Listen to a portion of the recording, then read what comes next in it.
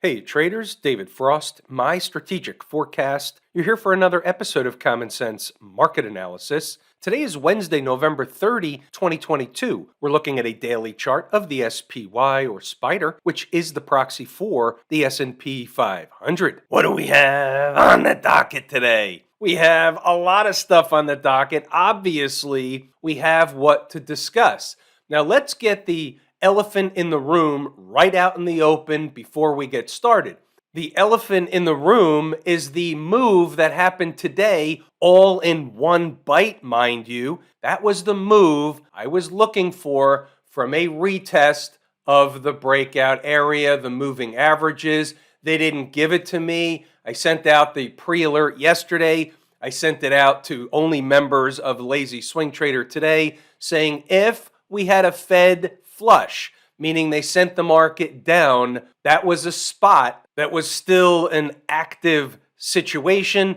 This was the move we were looking for. Now let's talk about targets, the move, where they're going, what the charts look like. Did it flip from bearish to bullish? Did the Fed do the proverbial pivot to send everybody back into bull mode? Let's have all these discussions so we all have an understanding of where we are on the charts. Let's start with the original head and shoulders pattern. I squeezed the chart together just so we can see where it comes from, and then we'll pan back out. And the reason why we want to do this is we want to see as a guideline exactly where the market is at present in relation to a potential retest of the neckline of the head and shoulders pattern. Then we put in the gap that we've been talking about that was almost filled today. It's 409 plus or minus. Maybe they get to 410. Maybe they come up slightly short. Maybe they come up short of 409. Either way, somewhere in that neighborhood, the market should get a little bit higher at minimum to fill that gap. Now, do they have to stop at that gap? They don't have to stop at that gap. Remember, they have the under test, if you will, of the head and shoulders neckline. Now, we flip over to the weekly chart one more time, and we talked about all this stuff, but it becomes more of a reality as price gets closer.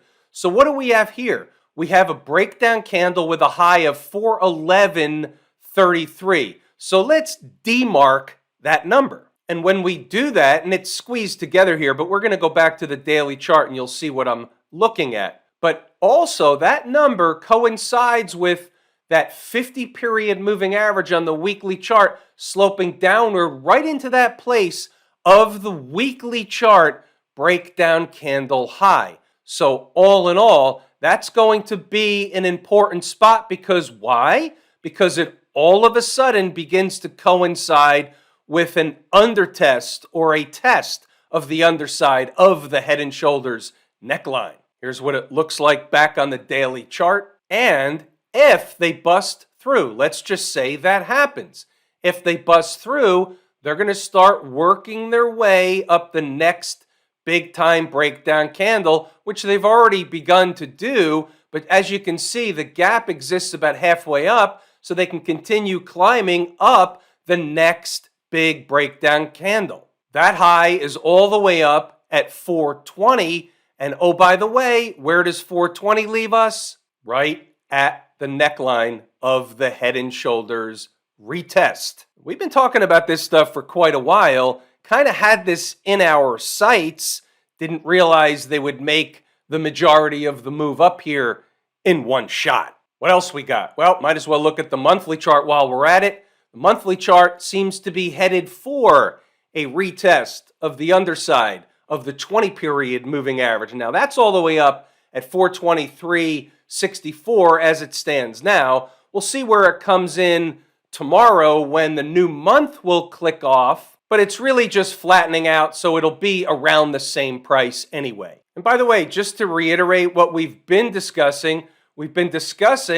this channel. They're either going to break down below the lower portion of the channel, or they're going to break up above the upper portion of this channel. That's what they did today. This is what we've been discussing, break above the upper portion of the channel. They go for the gap up around 409, 410. That's where they're headed at present.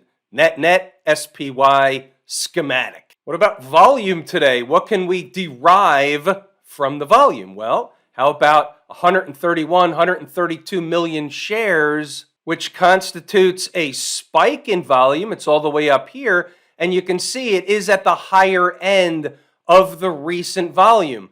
We had a nice reversal here, October 13th. That volume was 147 million shares.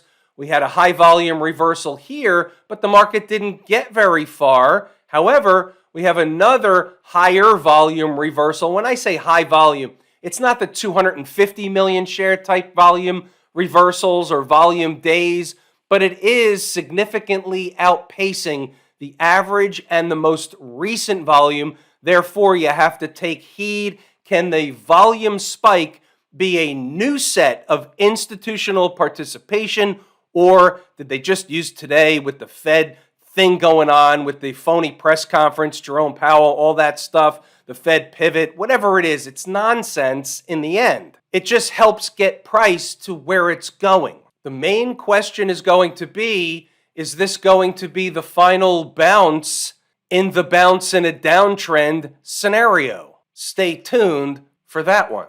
Now, was there any money to be made inside the numbers today? The short answer is yes, there was. The longer answer is you got to pay attention to what was going on here. It was hump day. They didn't get very far in the overnight session. They were still hanging around 396, which was our early pivot. We think better in pictures, so remember this. We have a bearish pattern. I've highlighted it in the box. We'll call it the bearish box. We have a big breakdown candle. They were making a bearish, flaggish kind of thing. Now, a couple of things that we know, and you'll see this later on. Either it's going to play out to the downside, or check this out. How do the bulls get rid of it? So already at 0:30 this morning, we're aware of what could happen with a Fed spike situation going on. So getting above 397.30 and staying above there, that's if they get above there, that's the bull case. What if they drop? The target is first 392 and maybe down to 390. That was where I was willing to buy the market for the ensuing next leg higher. That happened, the majority of it, today. 9 o'clock, what do we got going on? They did the dance around the morning economic data points. They had ADP payrolls and the fake GDP guess. Okay, fair enough. We have to just understand that the market's going to gyrate around that stuff. Where does that leave us? Same pivot, 396. 395 and a quarter is also important. If below, 394.75 is next up. We think better in pictures. This is a 3-minute chart. Forget about the ramp later in the day. We'll get to that later. But as you can see here, 396 was the pivot. That was resistance as long as they're below it. 395 and a quarter was important. They came down to bounce off of it. 394.75 was also important. But since they came close, they went a little bit lower. You'll see the lower number later. Remember, we're still before the opening bell providing the numbers. That was at 9 o'clock this morning. We have some numbers on the upside. We'll get to that later. 921, 396.70 is both magnetic and overhead resistance. Closing candles above brings you to the next stuff up north, 397.30 namely, which is another spot. Traders looking for a short scalp with potential can use 396.70 and 397.30, but they didn't do that in the morning. You could see the early resistance was 396, and then they came down to some support areas. Okay, fair enough. 394, give or take, should be early support if reached in a hurry formation. That's at 9:30, right at the opening bell. Back to the we think better in pictures, I've adjusted the lower line because as we're opening the opening bell, if you will, 394 was the next number provided. That's the number that was cited as quote unquote, and these are air quotes by the way, should be early support if reached in a hurry formation. Now, they almost reached it in a hurry formation. They came close, they bounced away, they did it, they bounced away, they came back, they bounced away, as you can see. But we had one more number. Stay tuned. There's a method to the madness. Watch this. Let's scroll up a little bit and see what else we have in terms of a lower number. Now, you can read the notes, pause the video, go back to the charts to double check the work, but here's the situation. By 9:50, I'm still saying, still a buyer down there around 394 and a quarter, give or take. 393.80 is a backup number. Can buy them both. Sticky note material. There it is, 393.80. Low over here at 1106, 393.76, and the rip. They did it again later on. You'll see it in the notes. That's nothing compared to the rip later in the day, but that is what it is. They just ran away. Pause the video, read the notes, go back to the charts, double check the work. They were in a chop shop formation after the morning rush was over. And by the way, you'll notice here, 10:05, we're in the official nice bounce and nice trade camp. The scalp portion is over. The rest is trader's choice. Why? Because we were buying down there around 394 and a quarter, give or take a little bit lower. Didn't matter. They bounced out of there as they were supposed to. Got a quick 10 points and then some. Pause the video, read the notes, go back to the charts to double check the work. Let's see what I was saying before the Kabuki Theater situation started. Here it is. Let's say they do the Fed flush later down to 390.50, give or take.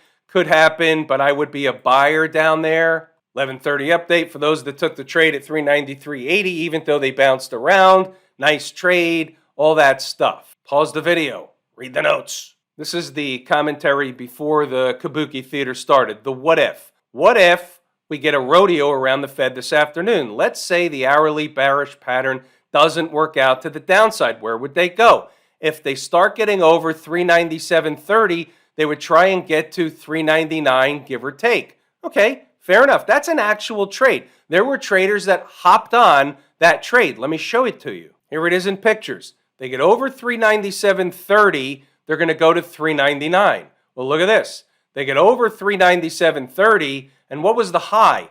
399 on the button, and then they pulled back. It's a rodeo. It's not easy to trade after the Fed. I get that. But the point is, and you guessed it, say it all together, the numbers work. You know the drill. Pause them, read them, double check them. They could go higher. They could go to 402.35. Well, we saw what happened. They went all the way home, or at least almost all the way home. But that's what a melt up, short squeeze, conveyor belt of pies in the face scenario does. Now, before we move on, let's have another discussion, maybe from a philosophical standpoint. And by the way, there were no stocks on the move that hit their numbers today. Everything took off, so it was a no trade across the board. However, there's a plethora, I love that word, plethora of earnings, I believe, on Thursday morning, so we should get some activity. Here's the philosophical conversation. Can they have started a new bull market, or are they just on their way to a destination?